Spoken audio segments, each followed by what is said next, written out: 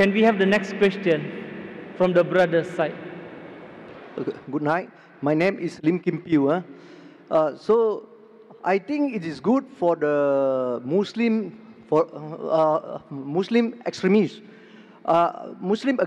extremists against the Western Christian who are ego and proud, because the Western Christian are rich, developed, and progress, and they look down on the Hindu, Muslim, and Buddhist.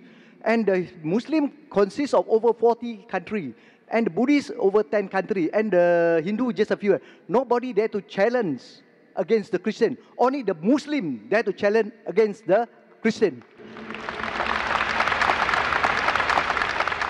The brother has said emotionally that the Christian of the Western country, they look down upon the Buddhists, the Muslims, the Hindus, and no one dares to challenge the Western Christians except the Muslims.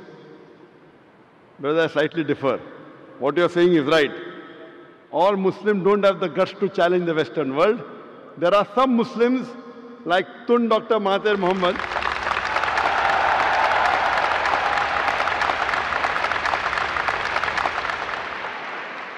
all the Muslims don't have the guts.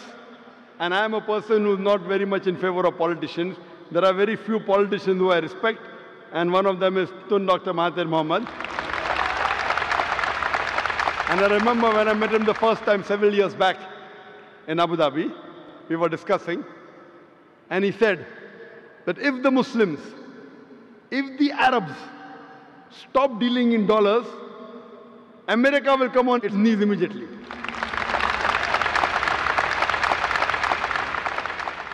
There are few politicians who I really care. One was King Faisal of Saudi Arabia. He had the guts. I remember when you read his biography that when oil was discovered, he said, let's have the meeting in the desert.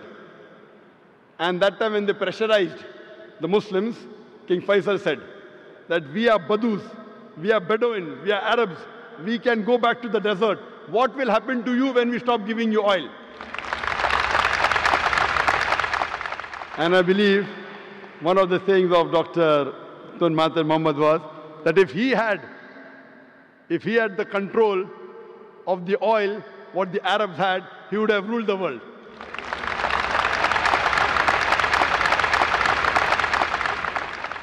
That's why I said in my lecture of Terrorism Muslim Monopoly that most of the terrorist acts, directly or indirectly, are related to politicians. They try and create the vote bank. They create all this problem. In Islam, we do not believe that we should look down upon one another based on caste, color, or creed. Allah says in the Quran, in Surah Hujurat, chapter number 49, verse number 13, Ya ayyuhan nasu inna khalaqnakum min zakarin wa unsa wa jalnakum shu'uban wa qaba'ila lita'arafu inna akramakum indallahi atqakum inna Allaha alimun khabir. O humankind, we have created you from a single pair of male and female and have divided you into nations and tribes so that you will recognize each other, not that you shall despise each other. And the most honored in the sight of Allah subhanahu wa ta'ala is the person who has taqwa.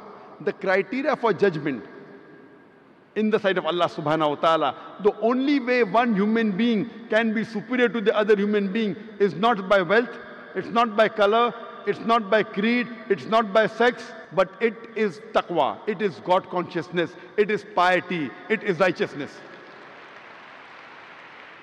In Islam, we do not believe one human being is superior because of wealth or color or caste or creed. It is taqwa. And I do agree with you. I do agree with you totally that the Western world, they think that they are superior. They think they are superior. The only way you can be superior is by being extra God conscious, by being righteous, by being pious, not by setting rules.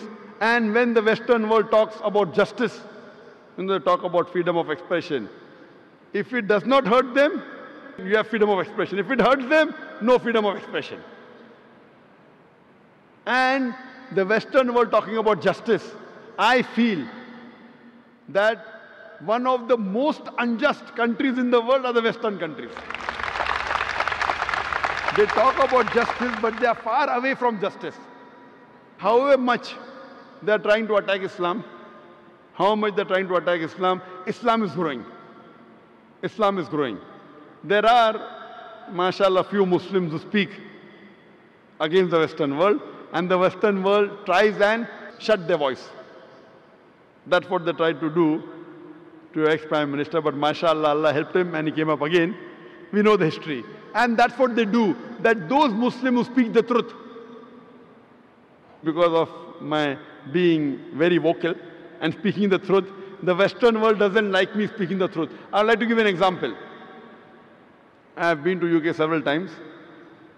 In 2010, when we had the Wembley Arena, we had the NEC Arena in Birmingham, there the Home Secretary took objection to one of my statements. I said that killing innocent people is prohibited in Islam. And I said that thousands of people killed in the Twin Tower is to be condemned. The thousands of human beings killed in Twin Tower blast in 9/11 is to be condemned. More than 50 people killed in the London tube blast is to be condemned. More than 180 people killed in Bombay in the train blast has to be condemned. But I told the Muslim, don't put a full stop. Besides condemning all this, I also condemn the thousands of innocent people killed in Afghanistan, in Iraq and Palestine. So the Home Secretary of UK put a ban. Zakir cannot enter UK. I told that the thousands of Americans killed in the Twin Tower I condemn. More than 50 Britishers killed in London condemn. More than 180 Indians killed condemn. But I was careful that thousands of innocent people killed in Afghanistan. I didn't say thousands of Afghanistanis. Because you know the Western world considers some are terrorists. So I was careful in using my statement, thousands of innocent people killed in Afghanistan, in Iraq, in Palestine. So they want to ban me. They talk about freedom of expression. As long as you don't expose them, they don't mind. Once you expose them, they don't like freedom of expression. So I do agree with you. But alhamdulillah, summa alhamdulillah, however much they try and suppress Islam, Islam is spreading. The more they try and suppress Islam, the more Islam is spreading. Whatever they do, because Allah has given a promise that this deen will prevail over all the deens. And today, what the Western world is fearing maximum, they fear Islam. That's the reason they're bringing all these restrictions, etc. But what they do, inshallah, we believe in the commandment of Allah subhanahu wa ta'ala that Islam will spread and is bound to spread. Allah doesn't require me or other people to make Islam spread. Allah has given a promise in the Quran, and inshallah, very shortly, you will see this coming true, that the power from the Western world will be taken away. Hope that answers the question.